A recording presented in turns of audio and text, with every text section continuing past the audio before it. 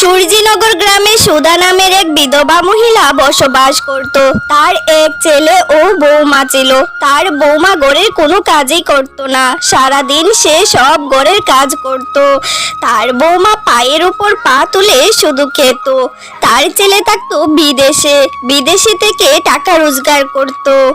মা, এমন করে আপনি দাঁড়িয়ে আছেন যে, ঘরে কি সব কাজ শেষ নাকি? যদি ঘরে কাজ শেষ হয়ে থাকে বাজারে যান, বাজার করে নিয়ে আসুন। ঠিক আছে বৌমা, আমার সব কাজই শেষ ঘরের। তুমি আমাকে টাকা দাও, আমি এক্ষুনি যাচ্ছি বাজারে। এরপর সুধা তার বৌমার থেকে টাকা নিয়ে বাজারে চলে যায়। কিন্তু বাজারে সে অনেক জায়গায় অনেক খোঁজাখুঁজি করে, কিন্তু কোথাও কোনো ভালো সবজি পাচ্ছিল না। শুধু মণিহারির দোকান ছিল যাতে খাবার ছিল। আরে বা, এখানে তো অনেকগুলো লাউ, খুবই তরতাজা। আজ তো বৌমার বলা কোনো সবজি পেলাম না। অবশেষে কি আর করব, লাউই নিয়ে নেই। আমার অনেক দিন ধরে মনেও চাইছিল লাউ খেতে, কিন্তু বৌমার জন্য কিনতে পারি না। বৌমা সবসময় তার বলা সবজি নিতেই বলে। আজ যেহেতু বৌমার বলা সবজি নেই, তাহলে আমার লাউটাই নিয়ে নেই। এসব কথা বলে সুধা একটি লাউ কিনে নেয় আর সেটা নিয়ে বাড়ি চলে যায়। এ কি, একটা লাউ নিয়ে এসেছেন? মাছ কোথায়, মাংস কোথায়, সবজি কোথায়? কোনো কিছুই তো আনলেন না, শুধুমাত্র একটা লাউ। বৌমা, বাজারে কোনো সবজি নেই, শুধুমাত্র লাউই ছিল। আর মাছ মাংস এসব কিচ্ছু ছিল না। বাজারে অন্য কয়েকটা আনাজপাতি সবজি ছিল, সেগুলো তরতাজা ছিল না। লাউটাই খুব তরতাজা ছিল। আর আমার অনেক দিন ধরে লাউ খেতে খুব ইচ্ছে করেছিল, তাই আজ লাউটা নিয়ে এসেছি। কি বলছেন? আপনার মন চাইছে বলে আপনি লাউ কিনে নিয়ে এলেন? আমার বলা একটা সবজি আনলেন না? আপনি কিন্তু বাড়াবাড়ি করলেন ব্যাপারটা। আপনি যদি এক্ষুনি লাউটা ফেরত দিয়ে না আসছেন, আমি আপনার ছেলেকে বলবো আপনি আমার সাথে খুবই খারাপ ব্যবহার করেন। আর আমি এক্ষুনি এই বাড়ি ছেড়ে চলে যাব সারা জীবনের জন্য, আর কখনো আসবো না। আপনি যদি আপনার ছেলের সংসার ভাঙতে না চান, তাহলে এক্ষুনি লাউটা ফেরত দিয়ে আসবেন। কি বলছেন মাসিমা? আমরাও তো এই সামান্য লাউ বিক্রি করেই খাবার খাই। আপনি একবার কিনে নিলেন, এবার ফেরত দিতে চাইছেন। এভাবে যে আমার ব্যবসার অনেক নাজাই হয়ে যায়। কিনে নিয়েছেন তো নিয়েছেন, কে নিন না মাসিমা। না বাজান না, এমন কথা তুমি বললো না। তুমি লাউটা ফিরাইয়া নিয়ে নাও বাজান।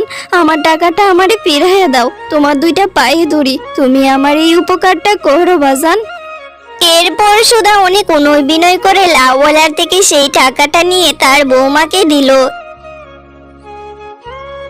বৌমা, দেখছি ব্যাগ ভরে তুমি মার্কেট করে নিয়ে এলে। এত টাকা কেন এভাবে অযথা খরচ করো? ওই দিন শুধুমাত্র আমি একটা 50 টাকা দিয়ে লাউ কিনে এনেছিলাম, তুমি আমাকে কত কথা শোনালে।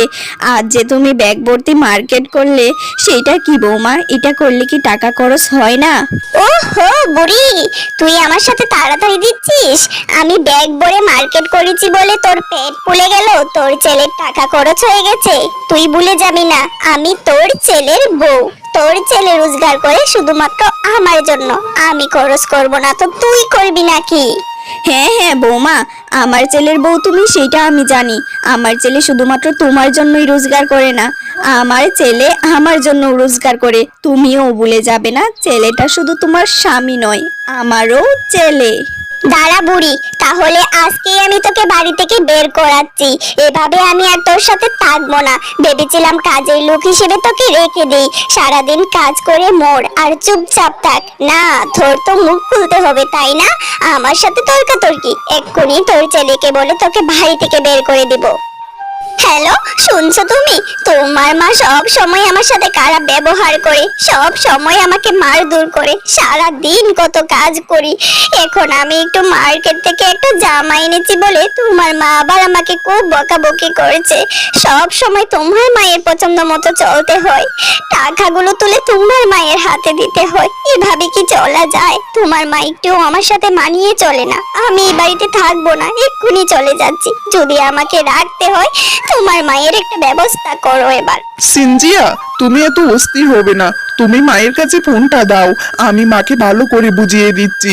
তোমার সাথে বিয়াদবি মা একদমই করবে না। আর শুনো, তুমি বাড়ি ছেড়ে যাওয়ার কথা একদম বলবে না, এটা কখনোই বলবে না। হ্যাঁ হ্যাঁ, আমি তোমার মার কাছে ফোনটা ঠিকই দিয়ে দেব, কিন্তু একটা কথা মনে রেখো, তোমার মা যদি এই বাড়িতে থাকে আমি আর এই বাড়িতে থাকবো না। আমি অনেক সহ্য করেছি তোমার মাকে। তোমার মাকে তোমাকে বলতেই হবে এই বাড়ি ছেড়ে চলে যাওয়ার কথা। তোমার মা যদি এই বাড়ি ছেড়ে না গেছে তো আমি চলে যাব। আমি এভাবে এত কষ্ট আর সহ্য করব না।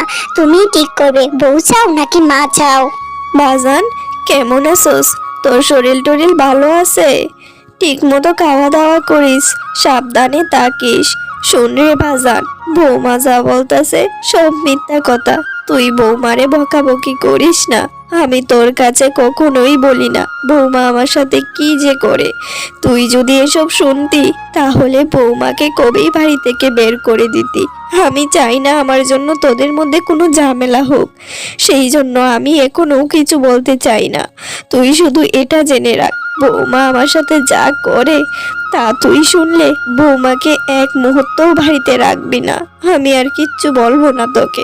হ্যাঁ মা, এখনো কি তোমার বলার মতো কিছু আছে নাকি? তুমি আমার বউয়ের সাথে কি করো আমি সবই জানি। তোমার মতো মা এই দুনিয়াতে আর দুটা নেই। তুমি একটা বাজে মা। তুমি কখনোই আমার আপন মা হতে পারো না। তোমার থেকে তো ভালো সৎ মারা হয়। তুমি একটা কথা শুনে রাখো, তুমি এই বাড়ি ছেড়ে চলে যাবে। তুমি আর সিনজির সাথে একসাথে থাকবে না।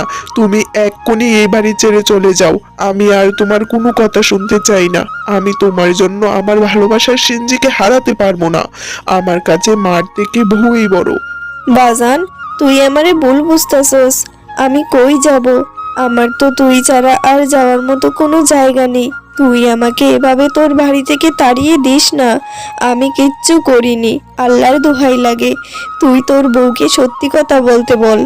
আমি আর তোমার কোনো কথা শুনতে চাই না। তুমি কি এই বাড়ি থেকে বেরিয়ে যাবে, নাকি আমি সিনজিকে নিয়ে অন্য কোথাও রাখবো সেইটা বলে দাও।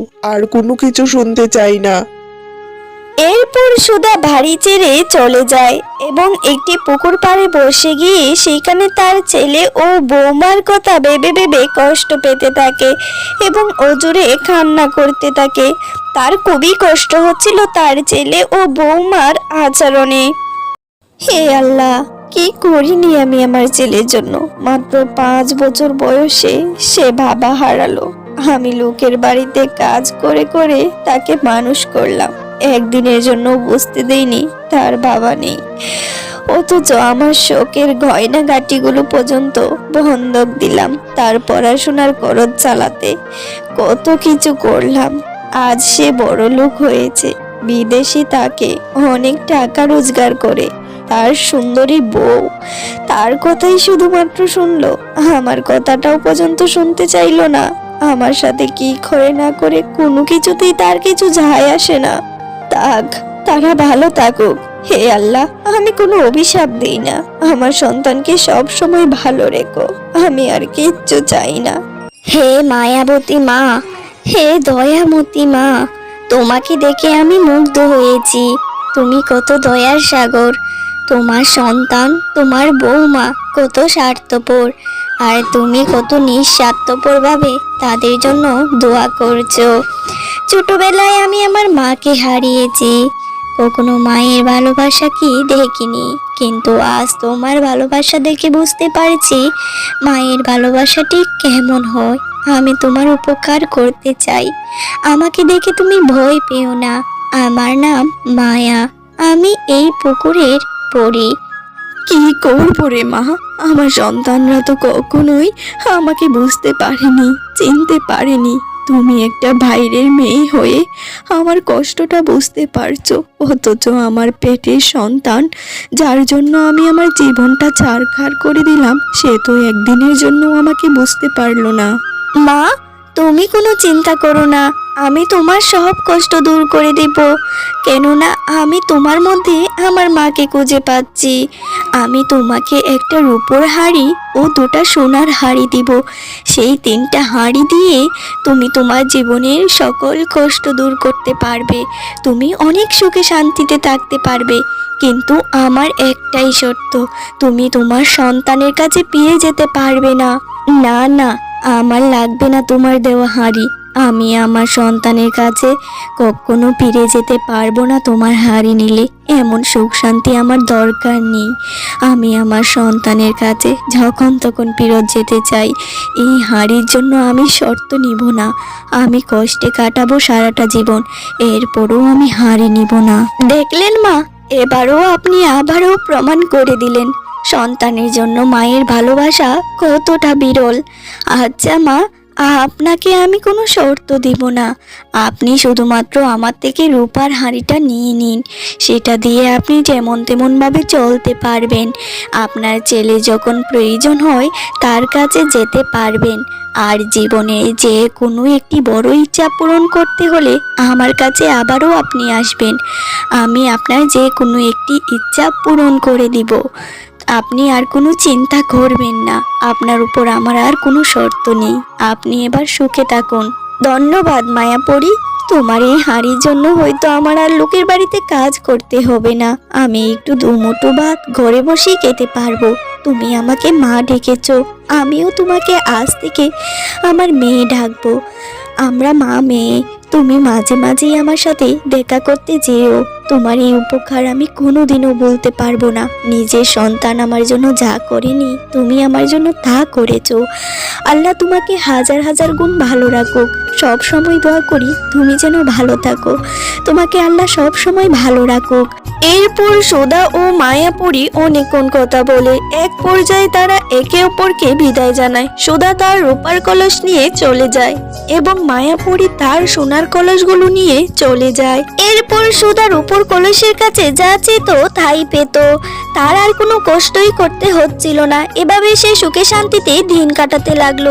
আমাদের গল্পটি এখানেই শেষ। তবে একটি কথা, আপনারা যদি সুধা পুরীর কাছে কি এমন ইচ্ছে করেছিল তা দেখতে চান এবং পরী সুধাকে মা ডাকার বলে কি প্রতিদান দিতে হয়েছিল সেটাও দেখতে চান, তাহলে অবশ্যই কমেন্ট বক্সে পরের পার্টের কথা লিখে দিবেন। যদি গল্পটি ভালো লেগে থাকে লাইক কমেন্ট সাবস্ক্রাইব মাস্ট। সবাই ভালো থাকবেন, সুস্থ থাকবেন। আল্লাহ হাফেজ।